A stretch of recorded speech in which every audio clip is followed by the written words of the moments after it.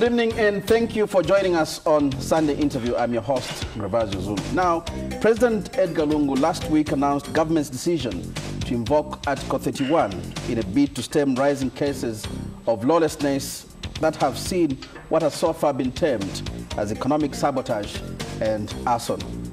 At the center of all this destruction of public and private property is the capacity of the police and other investigative agencies to get to the bottom of the matter.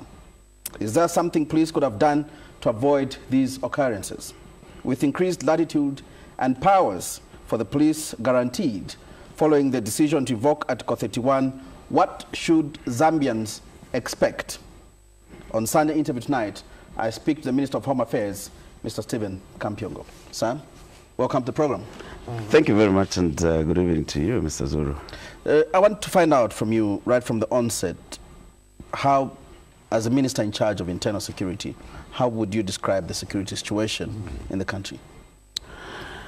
Well, Grevazio, the security situation in the country is, relatively stable,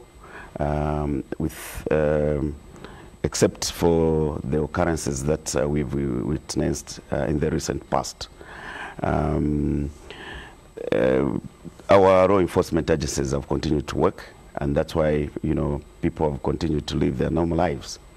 But the events that have been happening in the past with regards to arson cases, public installations being disturbed in terms of power supply, and you have seen a number of facilities gutted. We have had the DEB's office in Kampyongo.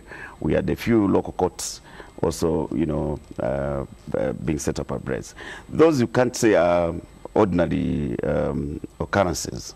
And so we've been patient, and we have been, through the law enforcement agencies, the Zambia police has been following up on these matters through investigations, and they've done well in some cases. But what has been frustrating, though, is that, culprits in some cases have been, suspects have been picked in some cases.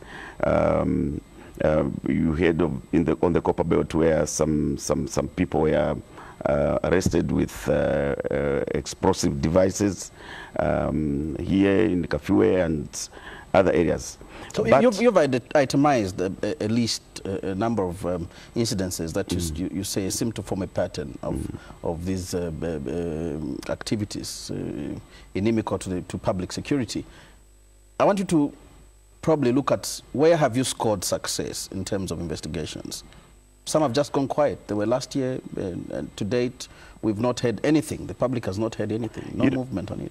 The way the system works is such that we, through our law enforcement agencies, will get suspects. And these suspects are supposed to be subjected to the judiciary, for the due process of the law to be concluded. Now, not that we are complaining about the judicial system.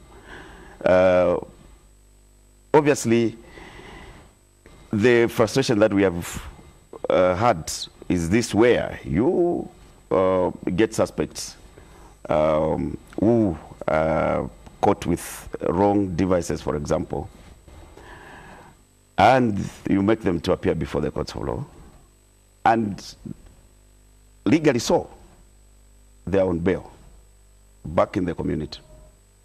And what we have found most of the time is the same names are popping up connected to other events. You understand what I'm saying? Where is the weakness, Minister? Is it the judiciary, the investigative agencies? Are they unable to tie these cases down, or is it the law? Well, it shouldn't be a blame game, really. The judiciary have their way of expediting, cases that are before them, and you can understand also that there could be challenges there, and it's normal for people that have committed various offenses to be on bail. But because they are bailable offenses. They are bailable offenses, yes, in these cases. Now, first and foremost, you have to make sure that the investigative wings do a thorough job. Now, which also, maybe they are not doing. No, it's the limitations. The limitations. For example, if we catch you, Mr. Zulu, and we suspect you that you know, you may be engaged in wrongdoing, by law, we are supposed to avail you before the courts within 48 hours. Now, that 48 hours might not be sufficient for the investigation wing to do a thorough job and build a case, which case they should be able now to get into the court. So, these are some of the challenges that our officers could have been facing. But more so, this issue of usual suspects lawfully on bail, but still connected. And you know, you find that they are a chain. You've got people in northwestern, central province, and they are all connected to the same issues.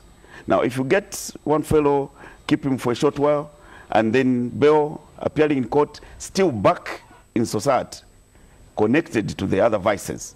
So that's what we have been having as a challenge.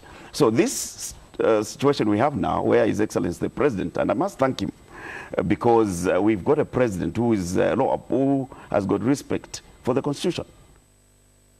He took time and he made sure that even as he was coming, you would expect others to react emotionally, because what happened, for example, the gutting of Soweto Market affected all of us emotionally. And we expected that he was going to make pronouncement and then, but he had to wait and made sure that he came to cabinet, consulted, we interrogated the provisions of the law, and after that, he did decide to evoke Article 31. So what that does is that it gives us room. It gives us to detain people for a longer period. No, not detaining. Probably that's what you want. You've spoken that 48 hours has generally not been adequate for the police to investigate. So you need more time. We need more time, and we need to make sure that some of these vices are kept for a long time, because we are not. And this I must make very clear. Grevazio Zulu, we are law-abiding citizens. No need to get worried. Everybody will live their normal lives. But the ones that should be worried are the wrongdoers. We are going to keep them at least reasonably, so that we do thorough investigations and we don't return them, especially those that we know. Those that you suspect. Strongly suspect. Who under the Zambian standards are innocent until proven guilty. Exactly. But how would you justify being found with devices and you don't work in the mine? You don't use explosives. You must justify why you should keep those devices. I would share with you that that's in Western Province. Our officers have been able to pick a few elements we have found with substances which are believed to be dangerous, and they're on the ground right now. Has this happened after the proclamation, or it was before? Just about the same time. About the same time. Isn't it a matter of concern, Minister? We haven't concluded any case in these arson acts. Some of them happened almost a year ago, last year, to be precise, August, September. We're approaching September, we're approaching August. What? We still haven't nailed down any case. Isn't this a source of concern? No, doesn't it affect the confidence people have? Again, it's a chain. The security. Again, it's a chain, Grevazio. How many you arrest people? We are not Alpha and Omega. The police is not in itself arrest and say conclude. They will catch you with red-handed.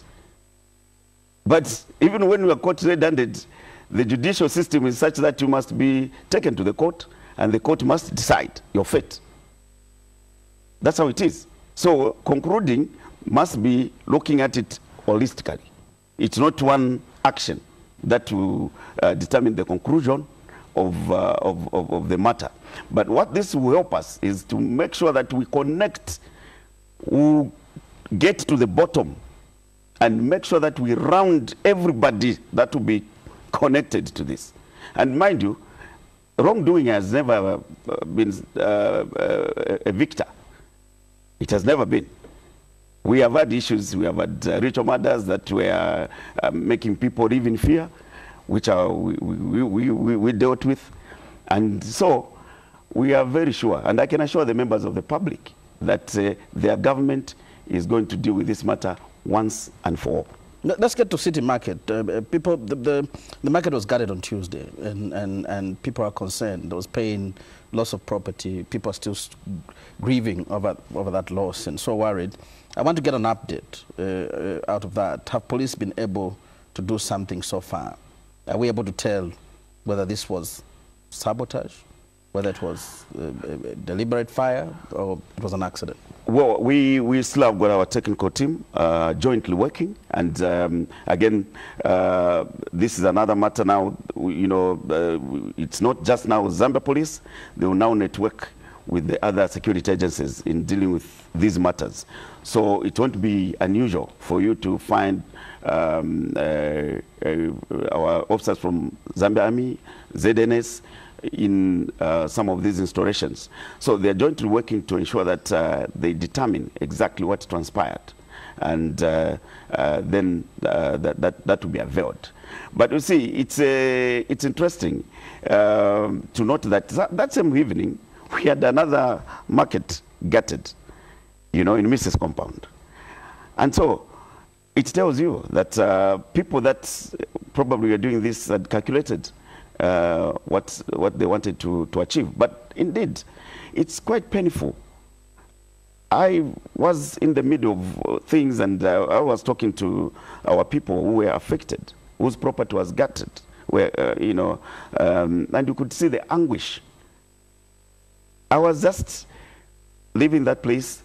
You might not even be aware that one of your colleagues here, my colleague, my comrade Herbert Mutabi, had his madam there, you know, caught up. The little investment that they had there was caught up. My colleague had to put up, and I was, you know, I sympathized with him. He had to put up the face to come and do the work here, read the news, when his madam was probably heartbroken at home. So this is how bad it can be. Those people that are there, you know, that's where they end their living. Daily, on a daily basis. Are there any leads? Are there any leads? What I can now, these are matters under investigations, and unfortunately now I can't dwell so much into revealing where we are and what we are doing. But I can assure you that we are making quite some good progress, and I think it's comforting to know that people of Zambia, and I must commend them, well-meaning Zambians, are coming forth with information. And I want to encourage most of the Zambians to come forth and share the information they have with the law enforcement agencies, so that we can nab and put this matter to rest. Because these people are doing this, have got intention. I mean, how do you describe a person who goes to cut the pylons for the power that is coming into the hospitals, the power that he knows is going to the industries, the minings where our economy depend on? What would you describe that? It's an act of terror, obviously meant to destabilize the normal living of citizens, to sabotage the economy. That's what you can do. That's what we're dealing with. Before we get to that, Minister, while we're still at the city market, probably maybe other fires, city market is the biggest, I guess, in the recent past. Do we have the necessary expertise? Are you calling in experts from outside? No, for now, I think we have enough expertise. The fire services that we have, of course, we may be not properly equipped, and I'm happy that the Minister of Local Government is doing something to make sure that they equip our fire services. They've got experts who can also even work to determine the cause of fire. Forensic experts? Obviously, now you must know that our Zambia Police Service has gone digital, has been computerized, and we are slowly, you know, improving in their ways of investigating matters and analyzing samples that they collect from these scenes where, you know, crimes occur. So we are doing quite a lot, and now we are no longer. Do we have the capacity? Are we still sending fingerprints to South Africa? No. That's a matter of the past. We are no longer sending fingerprints to South Africa. We are no longer getting samples, even DNA samples, to South Africa. We are able to analyze here. We are able to manage the samples here. And that also helps in expediting the court and disposing the court cases, because, you know, in moving samples back and forth, it may compromise, and it may be difficult to administer those kind of samples in the courts of law. But now we are able to do it locally, and our officers are equal to the task. We have made sure that they get the necessary training in order for them to use the equipment that we have acquired for them. Now, Minister, did you and the police sleep on your guard? I mean, we saw not too long ago the Burma market was gutted, and there were already suspicions that this could be acts of arson, acts of sabotage, and deliberate attempts by people.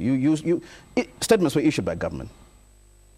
How did we fail to protect city market? Well, again, I'll tell you the interesting part. If you had the version that we all got, it's in public domain. And I must commend our youths who have come on board, spending sleepless nights to try and help the police in making sure that these facilities, public facilities, are manned and guarded. What we were told for Soweto, we have had youths that have been helping the police in guarding that place. And they worked throughout the night, up to early hours of the morning, 05 around there. And they were standing down, okay? When they were standing down, I think the police officers came and they checked, and all was well. And the people to clean were then invited to start cleaning. And they're the ones that actually saw the fire in the early hours of the morning. So they've been, not that there haven't been measures. Our police officers are patrolling every night. And if it hadn't been for that, probably we could have recorded much more destruction than we have recorded. They've been working day and night, and I follow their work throughout. Isn't it a weakness, Minister, that the routine for the police is so plain and predictable, easy to read? That's what we got from that statement from the youth. Police leave at 4:30 every day, and these people come in to sweep. Very predictable. Even after, that's why I'm asking, even after the Lubema market fire, the routine remained the same. Wasn't this a weakness? Well, obviously, there could have been a lapse. You know, it could have been a lapse, admittedly. It could have been a lapse. But I think lessons have to be drawn, you know, and lessons have to be learned from what transpired. And I think now we have intensified, and we're not taking anything to chance. We want to make sure that when operations are being done, operations are done thoroughly without leaving anything to chance. So, going forward, but you know, the work of law enforcement is because citizens are prone to to commit crimes on a daily basis. And I mean, if the police were not working, I can't imagine what we could have been. I can't imagine what we could have been. So, yes, there could have been challenges, and you know, some of these challenges as a result of the numbers that we have, and we are trying to see how we can up the numbers so that we can meet the standard ratio in terms of police against the population, which is growing rapidly. So those are the challenges that we have identified, and we are working on them because we also require some resources. And we are also working on equipping them with at least modern equipment that will help them make do their work much more effectively. Is the work of the police being made more difficult, that we don't have CCTV in a number of these public but yet strategic and important institutions? Yes, I agree. Sometimes it's, you know, things are changing. And this is a very common trend in a lot of countries. Indeed, I agree with you. And immediately after an accident, you see, we're seeing, probably in the UK, in other countries, immediately after such an incident, you're able to identify, to analyze and identify the suspect, the face, and everything is in the public. We are unable to do that because most of these public institutions don't have CCTV cameras. I agree with you, but I want to assure you that the government very soon will be embarking on a project called Safe City, which will see the installation of some of these security gadgets in all our public places. And that will also help in terms of monitoring, because you can have, you know, a central place where people will be able to monitor the happenings around the place, not just because, not just to use them, you know, to come and analyze if something happens, but also to make sure that you are able to monitor shopping malls, for example.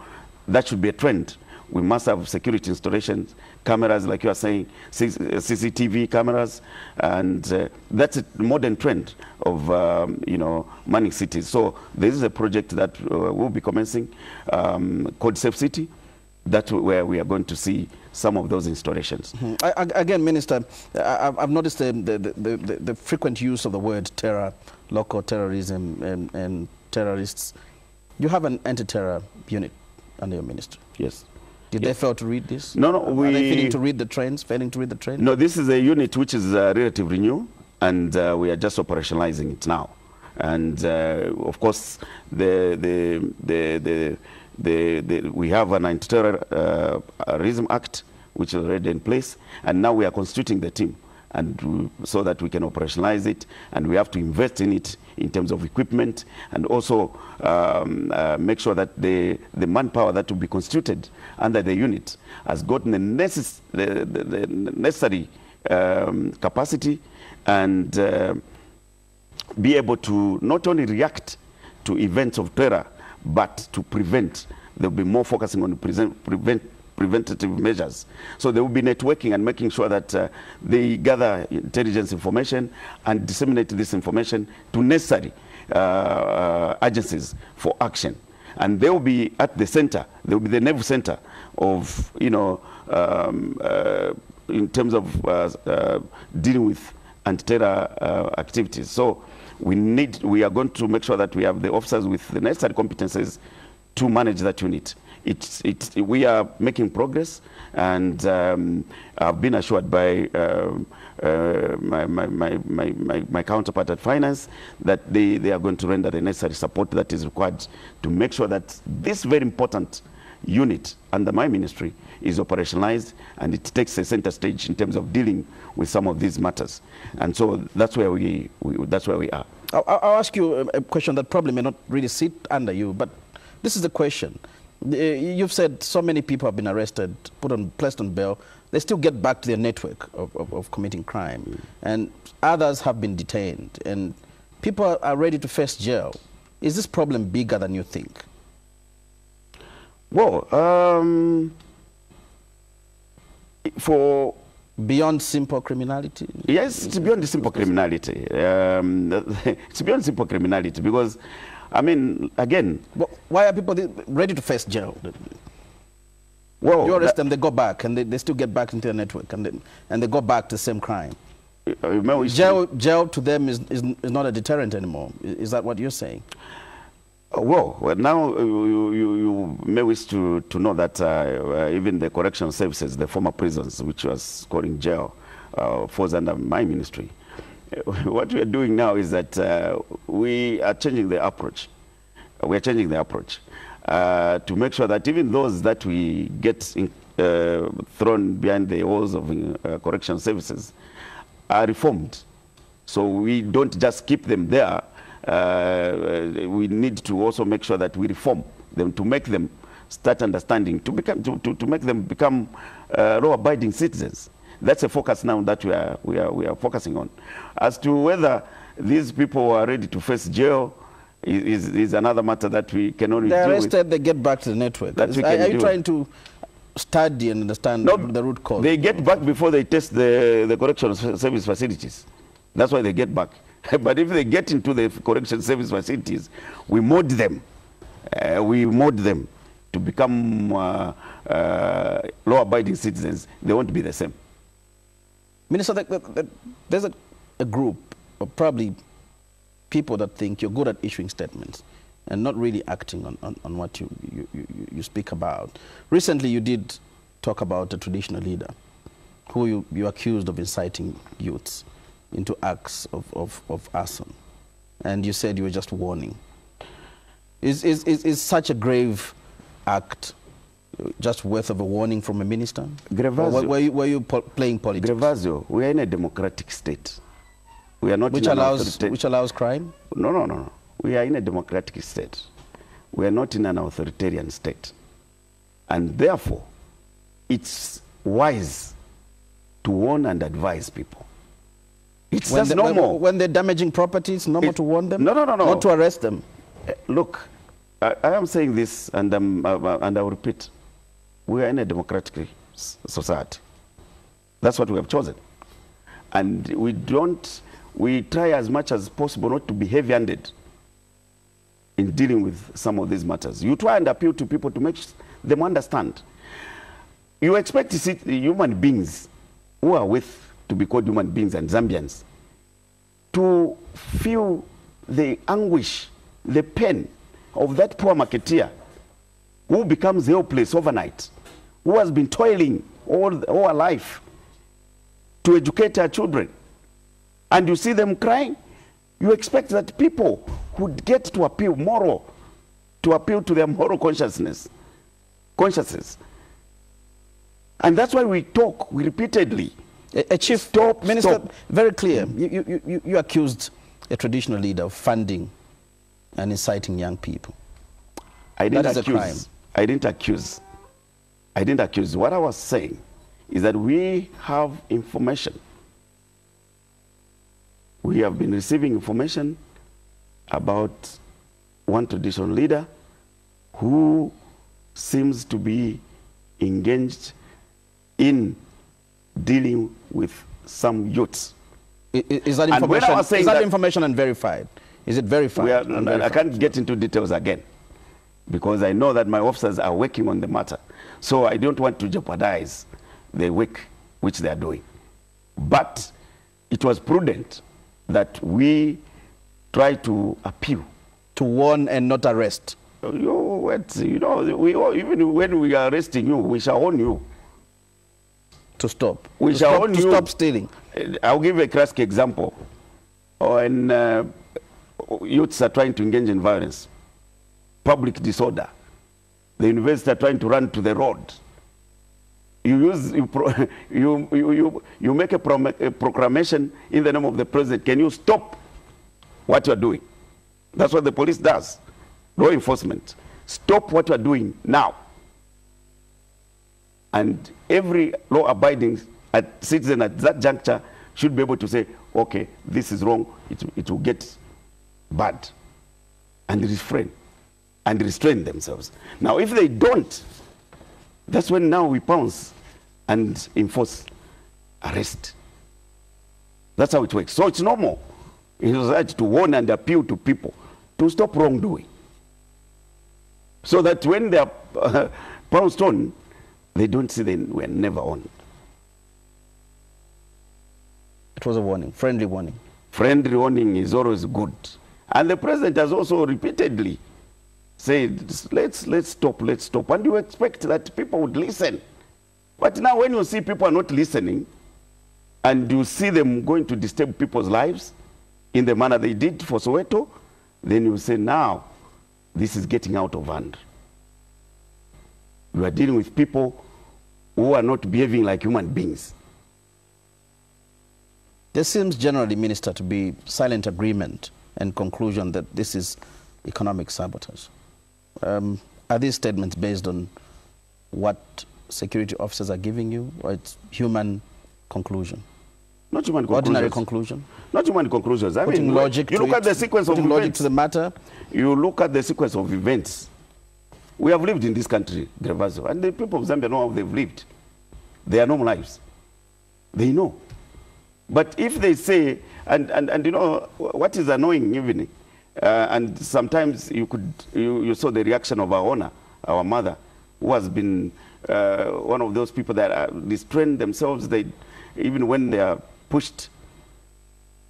You heard her, and this I can share with you because I felt her agony and anguish. She was coming and she arrives and she saying, Minister, I've just been looking at this gentleman who is celebrating, posting, celebrating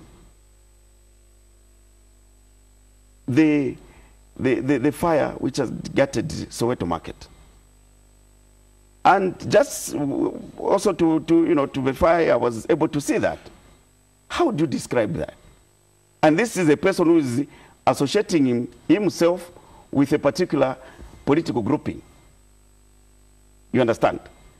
He's openly saying, yes, this is what we're going to do next. We're going to deal with State House. So, you can't say these are ordinary happenings.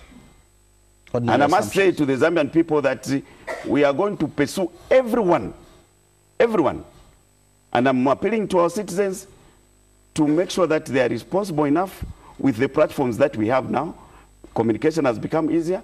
There are social media platforms that people are using to communicate. Let's not abuse those platforms. Because like I've said before, we are now going to zero in even on those people that are... Minister, we'll get into the social media issues, but I want to ask again, when you conclude as let me say, laypersons, don't you put pressure on the security wings to conclude in line with what you are saying as the superiors, that these are cases of sabotage, even when they're accidents? Some of them could be accidents. No, well, it's just a perception, basically. But we who deal with these professionals, we make sure that we don't exert pressure in them in order to conclude certain matters in a certain direction, because they've got a professional work to do. And they are the ones that are to go and view the case. And you know, these cases must be subjected to the courts. So that's why I'm insisting that it's important that they are given latitude, they are given enough time to do thorough investigations. That is what is cardinal. And even in the case from the political side, you've continued to push this theme that this is nothing but terrorism and sabotage. What can you describe? Meaning law enforcement agencies have got no option but to conclude that this is what it is. Grevazio, we live in this country, all of us. We live in this country. We have tried to, by as much as we can, to not to even link certain reckless pronouncements which were made by some leaders. We have tried to avoid linking these events to some reckless statements which Zambian people still remember. Okay? We have tried as much as possible. But what has been happening cannot be described as normal. That's why we are in this situation now, which we are saying, if we allow it to escalate, it might lead into a state of emergency, for example. Because we have seen the trend of events. And like I was saying, look, every leader, His Excellency himself, for example, you've seen how much he's trying, even at personal level, to try and uplift the well-being of common people, marketeers. You saw just yesterday how the smiles of people in Kitwe. That's what we want to see. That's what every leader wants to see. Putting smiles on the people and making sure that their lives are improving is what we are in leadership for. Now, if you see your people, because we don't drop from nowhere, Grevazio, for this man to sit here as your Minister of Home Affairs, he's got a mandate from the people. And it's the people that are saying you need to protect us, protect our property. You've seen the agony that our people are in. And those markets affect a lot of people. You know, the trade that goes on there, and I like what Dr.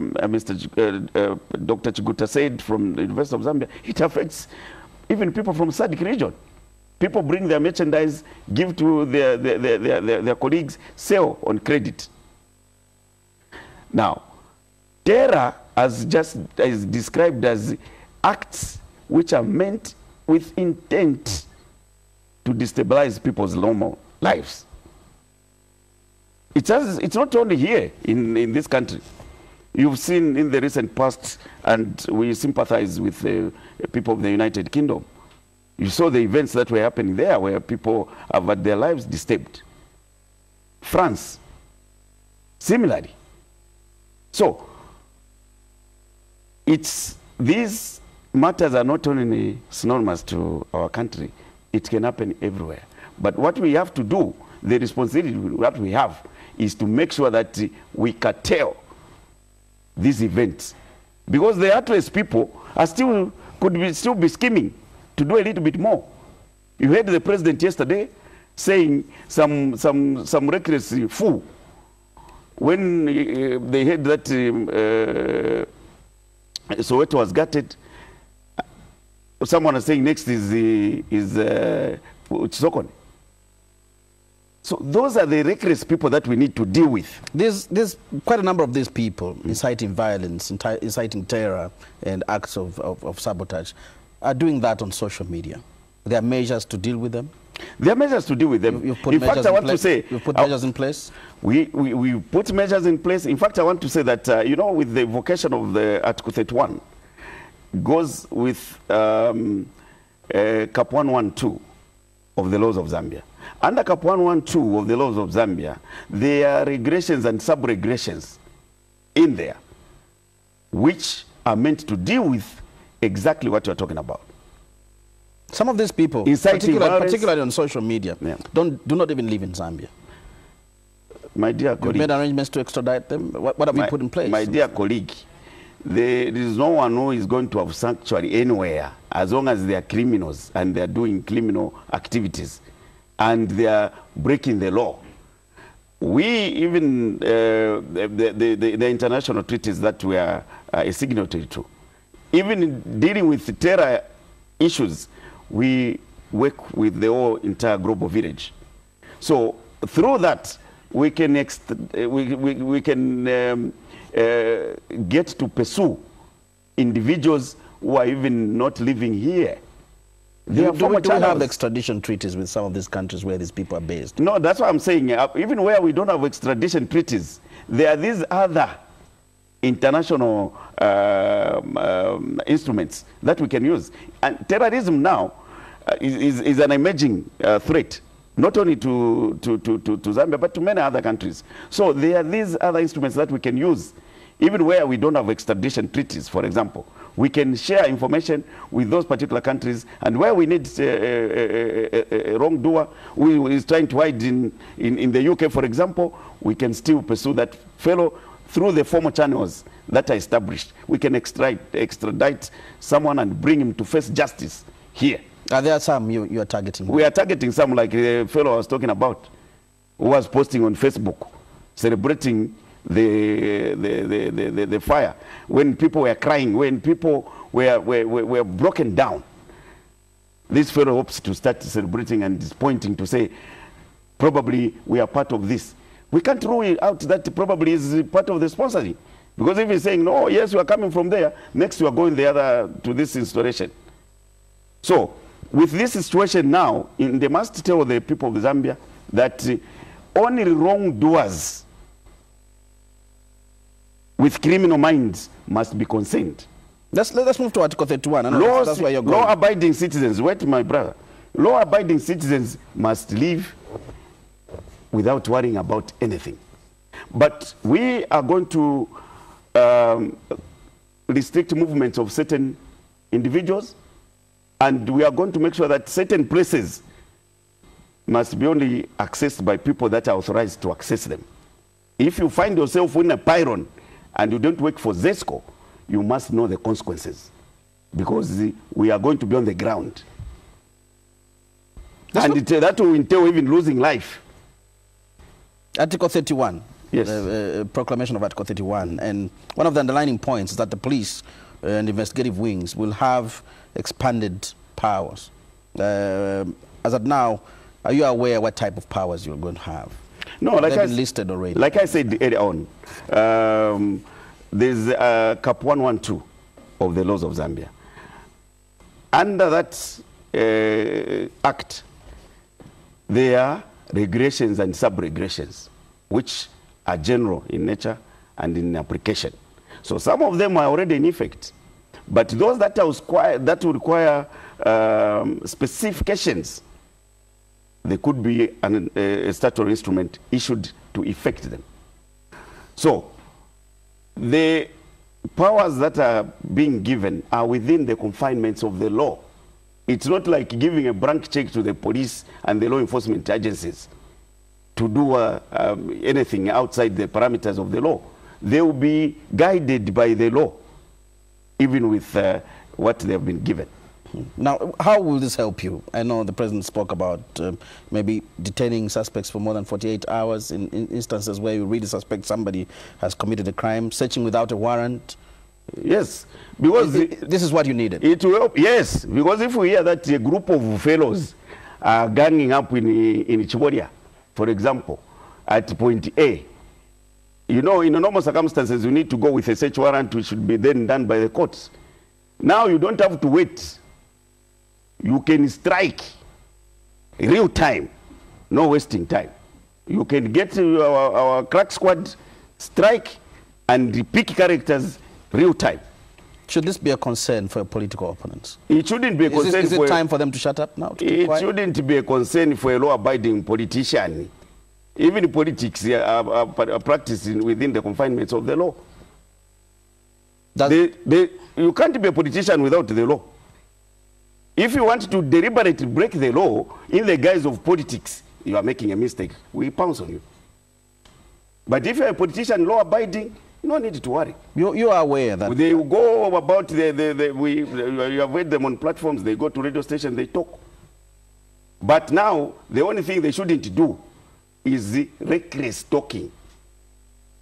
We are not going to shut anyone up. Does Article 31, in your view, as a minister in charge of Home Affairs, does that automatically suspend political gatherings? No, it doesn't.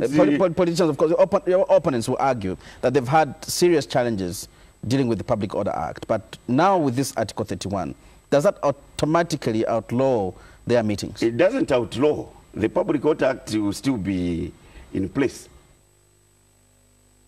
They will still be. That's why we are saying every law-abiding citizen will go about their normal lives, including politicians and political parties. They go about their normal lives.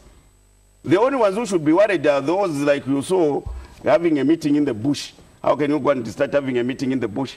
And you are saying, no, you can't have a meeting like we saw in some place in, I don't know if it's Kasama or Northern Province. Those are the ones who should be worried. Because if you are going to hide in the bush, what are you planning?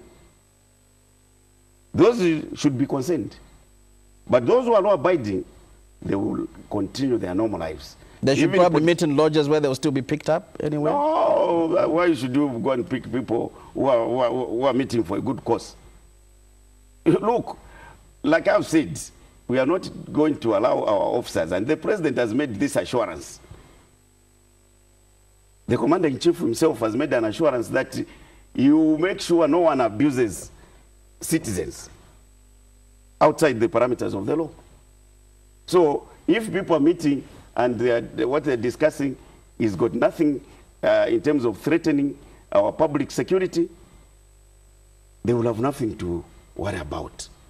That act I'm talking about, preservation of public security, 112, just spells out what needs to be done. So there is no cause for anyone to panic, including political parties. But what is important is political parties must understand that we have got only one country, Zambia, where we are all stakeholders. And when your colleagues have got, we are on tour of duty. I'm not the first Minister of Home Affairs. The President of Zambia is not the first and is not going to be the last.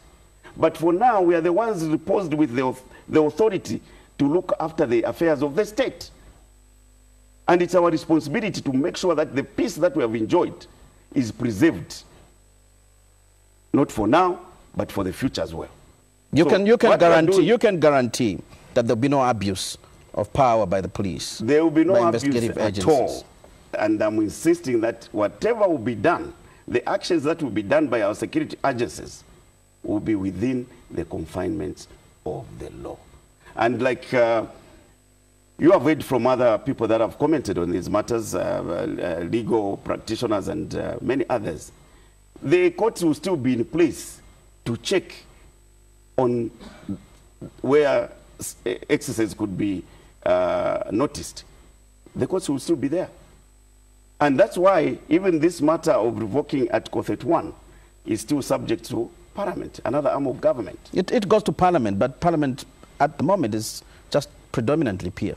Yes. It's going to be rubber stamped? Not rubber stamped. The institution is functioning normally. My friend, I'll give you an example of soccer. Soccer is a game of rules. You want to become indisciplined on the pitch, they show you yellow card. You don't want to listen, you continue, red card. They can even give you 3 or 4 red cards. And the game will continue.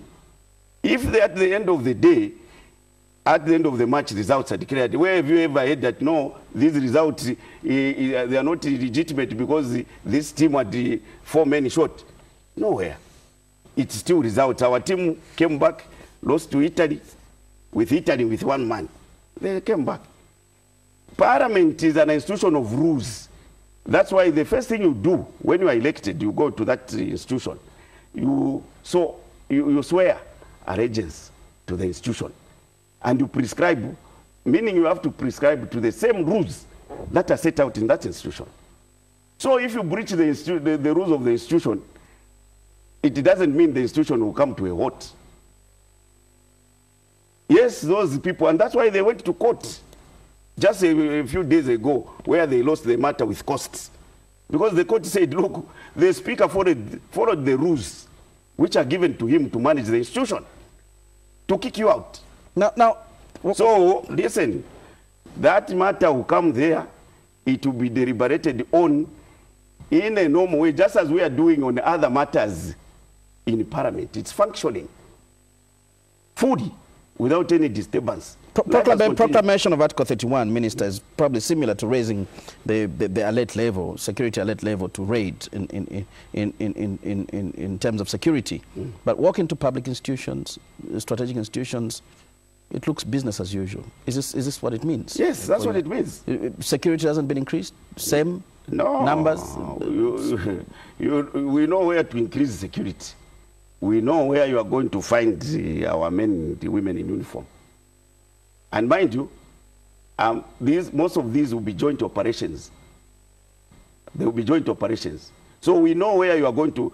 That's why the president was saying it will be normal life for law-abiding citizens. Mr. Grevazio Zulu wants to come here and do his work, just as he does, without getting worried. What we don't want is someone to disturb Mr. Grevazio Zulu, who is coming to do his work, and he stand there and maybe want to do something. Those are the ones who should be concerned. Do you have the numbers? The numbers? Under the police service? That's what I'm saying. Most of these will be joint operations. When a situation like this arises,